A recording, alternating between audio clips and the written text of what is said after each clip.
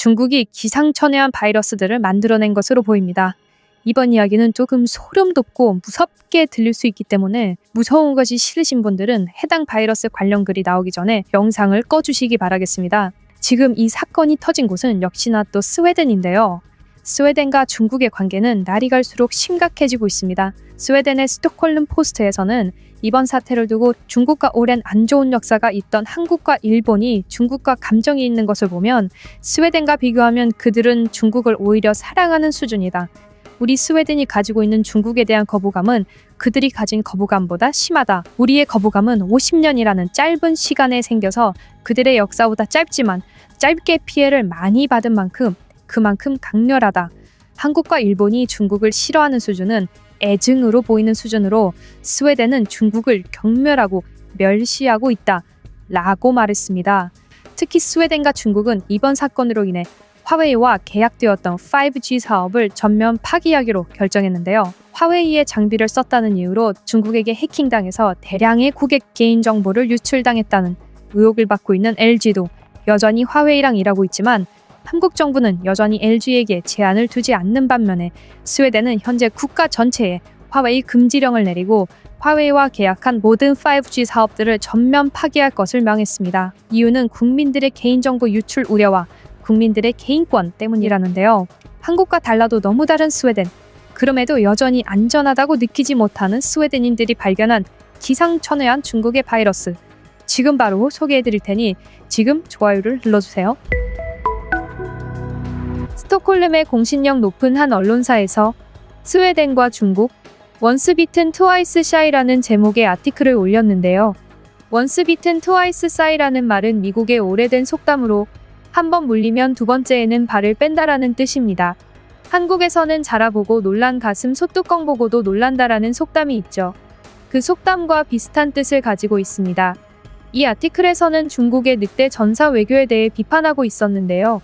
늑대 전사 외교란 전랑 외교로 불리는 용어로 시진핑 정권 들어서서 완전히 바뀐 중국의 공격적인 스타일의 외교 정책을 일컫는 시사용어입니다. 의미 그대로 늑대 전사 같은 외교라는 뜻인데요.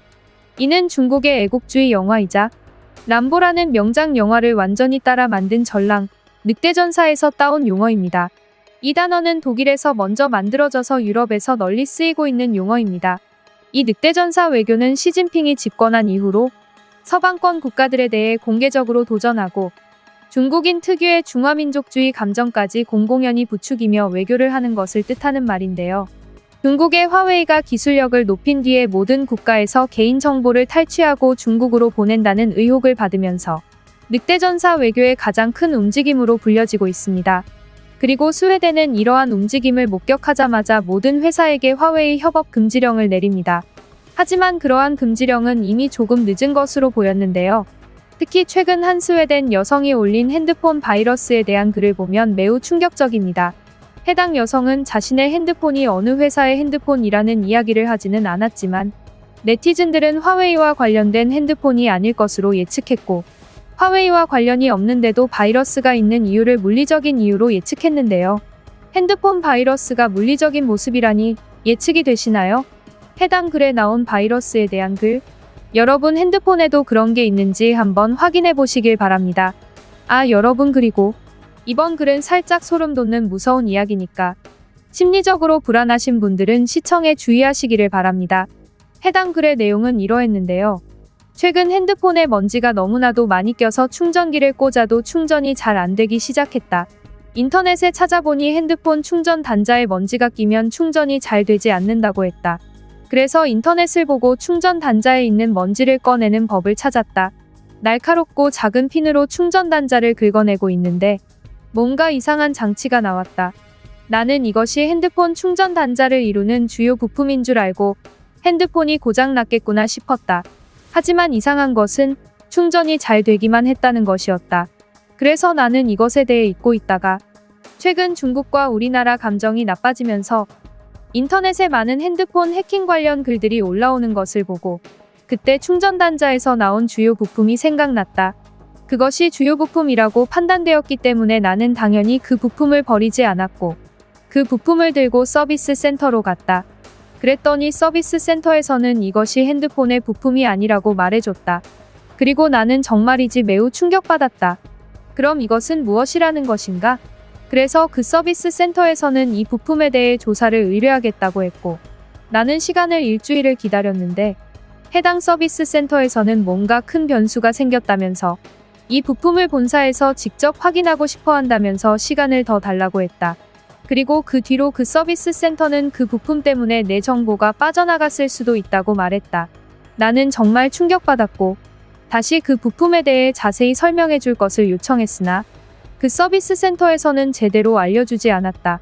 하지만 이상한 것은 나는 그 부품이 언제 내 핸드폰에 달렸는지 모르겠고 나는 그 뒤로 돈을 잃은 적도 없으며 그 부품 때문에 피해를 본 것이 뭔지 확인이 되지 않는다는 것이었다.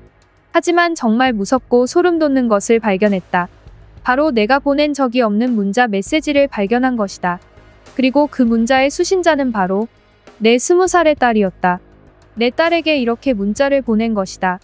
딸아, 지금 당장 스톡홀름 어디에 몇 번 골목으로 와줄 수 있겠니? 그런데 이 문자는 약 1년 전에 딸에게 보내진 문자였고 당시 딸은 나와 사이가 매우 좋지 않았던 관계로 내 문자 메시지를 아무것도 확인하지 않고 있던 때였다. 그래서 내 딸은 그곳으로 가지 않았다. 도대체 그 문자 메시지는 왜 내 딸을 스톡홀름의 이곳으로 보내려고 했던 것일까? 나는 구글에서 이 위치를 찾아봤고 그 위치에 나온 것은 바로 아무도 없는 이상한 거리였다. 이곳에는 아무것도 없다. 은행도 없고 아무것도 없다. 하지만 왜 그 해커들은 내 딸을 여기로 불렀던 것일까? 그리고 만약에 딸로부터 돈을 뺏을 것이었다면 분명 카드를 들고 나오라고 한다거나 돈을 준비해서 나오라고 했을 것이다. 하지만 그런 말 하나도 없이 그냥 이 아무렇지도 않은 거리로 나오라고 했다. 도대체 이유가 무엇이었을까? 우리는 아무도 알 수가 없다. 왜냐하면 이러한 부품이 달린 사람은 나뿐이었기 때문이다. 본사에서도 나 말고 이러한 부품이 발견된 핸드폰 사용자들이 없다고 한다. 도대체 나는 어디서 이 부품이 달린 것일까? 이 부품에는 중국어들이 쓰여 있었다고 한다.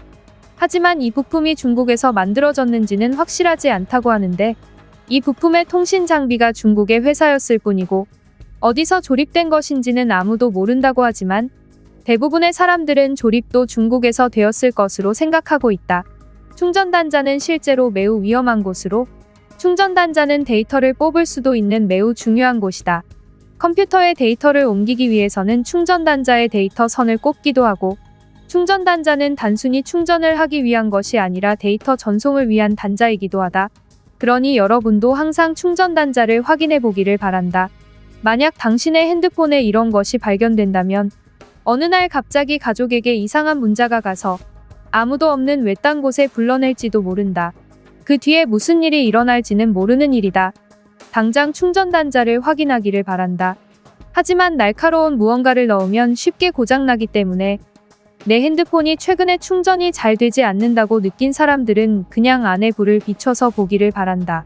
아니면 그냥 서비스 센터에 가서 충전이 잘 안 되니 충전 단자 좀 긁어달라고 말하면 된다. 물론 나만 이런 일을 겪었기 때문에 모두에게 벌어질 정도로 흔한 일은 아니다. 매우 가능성이 낮은 일이긴 하지만 누군가는 이 글을 보고 피해를 막을 수 있을 테니 나는 그러한 도움이 되고 싶다. 라는 글이었습니다. 글을 번역하면서 저도 좀 소름이 많이 돋았는데요. 오늘은 엄마랑 손잡고 같이 자야겠습니다. 나 혼자 살지? 무섭게 혼자 자야 하니까 좋아요라도 많이 눌러주시기를 바라겠습니다. 무섭다가도 좋아요 올라가는 것을 실시간으로 보고 있으면 그냥 마냥 기분이 좋답니다. 그럼 지금까지 뉴스품의 안기자였습니다. 감사합니다.